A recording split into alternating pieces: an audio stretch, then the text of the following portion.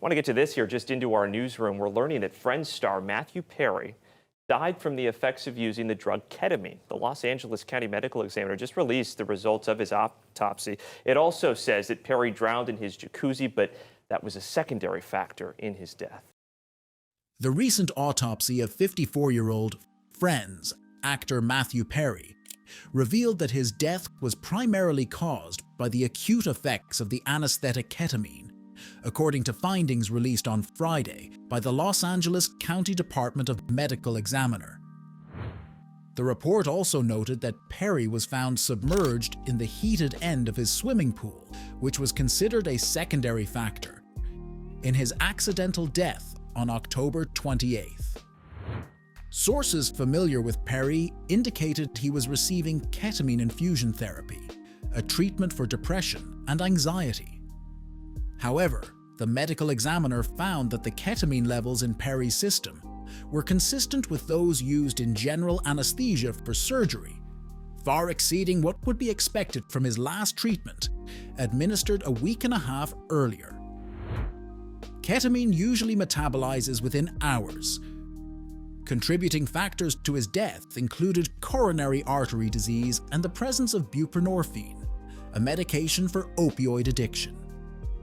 Dr. Andrew Stolbach, a medical toxicologist at Johns Hopkins Medicine, analyzed the report for the Associated Press. He explained that the amount of ketamine present could have caused unconsciousness, leading to Perry's inability to stay afloat. Dr. Stolbach cautioned against the use of sedative drugs near water bodies, especially when alone. Perry was discovered unresponsive at his Pacific Palisades residence. He had been playing pickleball at 11 a.m. that day.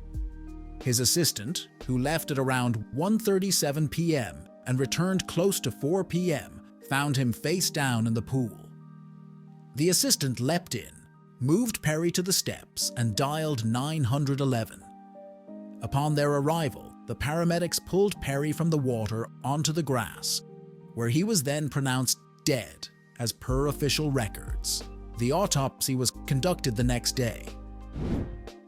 Matthew Perry, known for his role in the iconic sitcom Friends, had a history of drug use, but was reportedly sober for the last 19 months, as mentioned in the autopsy report. According to the assistant's statement to investigators, Perry had not exhibited signs of illness, health complaints, nor indications of recent alcohol or drug consumption. However, post-mortem examinations revealed high levels of ketamine in his bloodstream, potentially increasing his heart rate and blood pressure while suppressing the respiratory drive. Also found in Perry's system was buprenorphine, used in treating opioid addiction at therapeutic levels. The autopsy noted that combining this with high levels of ketamine could have compounded respiratory challenges due to their combined depressive effects on the central nervous system. Perry's existing coronary artery disease may have also heightened his vulnerability to these drug effects. Launching into fame at the age of 24 with Friends, Perry became one of the leading television stars of his era, portraying Chandler Bing. The show, which ran from 1994 to 2004, brought him immense success and recognition, eventually earning him and his co-stars up to $1 million per episode.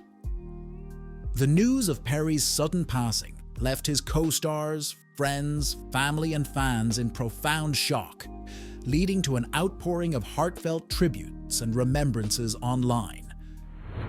Celebrated for his talent, kindness, and courage in facing personal challenges, Perry was dearly remembered by many, including his Friends castmates. In a joint statement, they expressed their deep devastation, emphasizing, "We were more than just castmates. We are a family." Perry was laid to rest in a private funeral on November 3rd, as reported by People magazine.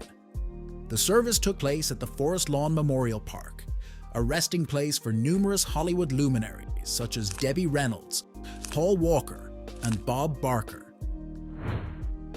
Perry was candid about his addiction struggles, which he faced even during his tenure on Friends. In his 2022 memoir, he expressed how his challenges with addiction contributed to a sense of shame despite his love for the show. He described it as a secret he felt compelled to hide.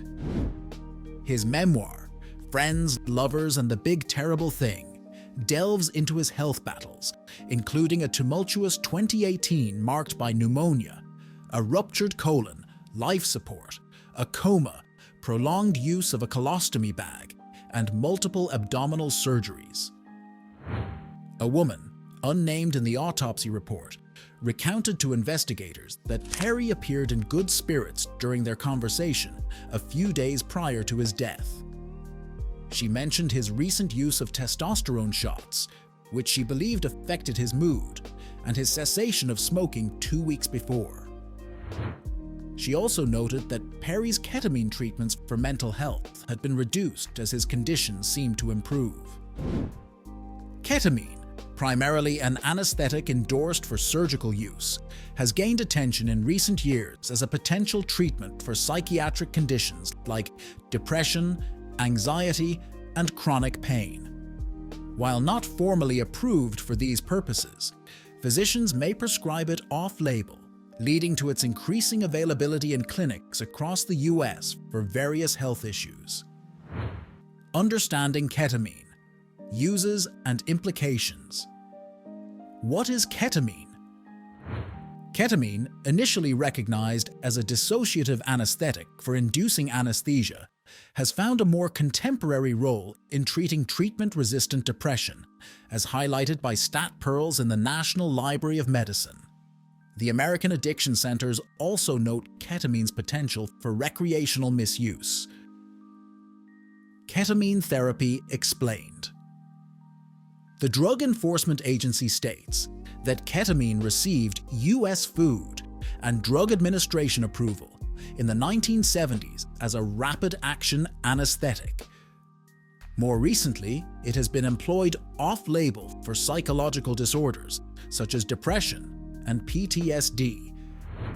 Dr. John Crystal, co-director of the Yale Center for Clinical Investigation, mentioned to ABC News' Eva Pilgrim that while typical antidepressants might take 2 months to show effects, ketamine can offer similar improvements within 24 hours for many individuals.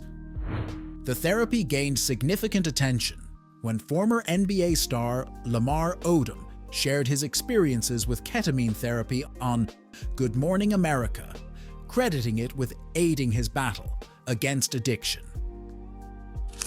Ketamine came into my life at the right time, Odom remarked to ABC News' Steve Osunsami.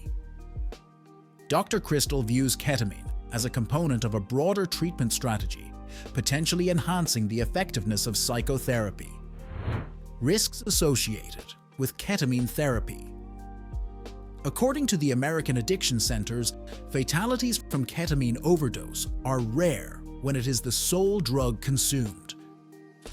The lethal dosage for a person weighing 154 pounds is approximately 5.6 milligrams per pound, as per stat pearls. However, Dr. Crystal warns that ketamine therapy is not advisable for individuals with schizophrenia or those in the early stages of a psychiatric disorder due to its potential risks.